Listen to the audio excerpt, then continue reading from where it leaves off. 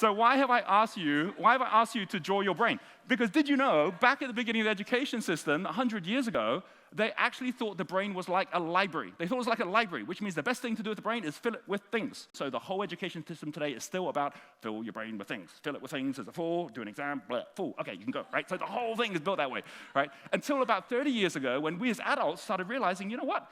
Maybe it's not like a library because, there's some people when they don't actually have all that knowledge and they can still do so much. And they started likening the brain to a computer. Maybe it's a computer. Maybe it's not about what we put in it. Maybe it's about how we reprogram it.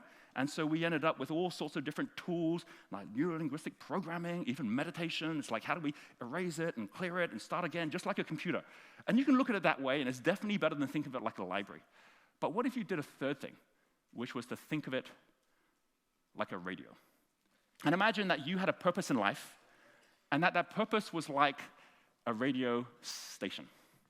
So you might be on a station at the moment where it's the wrong station. You might be in static, you can't hear anything, and instead of trying to reprogram the brain, it's just about retuning the dial on your radio, and then ching, suddenly you get into that shift.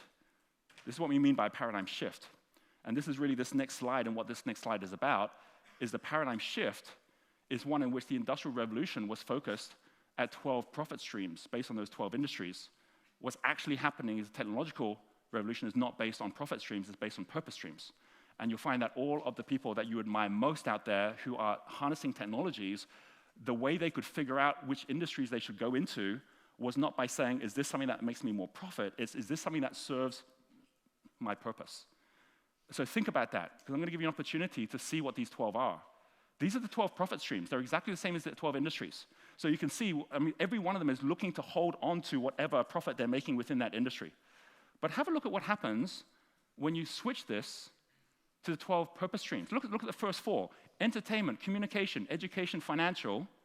Once you get to the 12 purpose streams, the first one turns into celebrating artisanship, which is largely what Mindvalley is about and what Awesomeness Fest is about. 100% free online access, which is about access for everyone, which is what the likes of Google and Facebook are now doing. Education and equality for all, because the two of them are linked. Income equality and the end of poverty, which is a purpose that's actually very different from the financial industry. The next three: freedom and mobility as opposed to transport, peace and security, 100% free global healthcare. Anyone that you admire in the world has aligned themselves to one or a maximum of two or three of these different purpose streams, and they've connected up with others as well. You can see there, you've got local sustainable production as opposed to manufacturing. Instead of construction, you've got green smart homes, renewable energy, sustainable environment, natural organic food instead of the agriculture industry. We're seeing this happen, and entrepreneurs are the ones stepping in and aligning their purpose with others as well.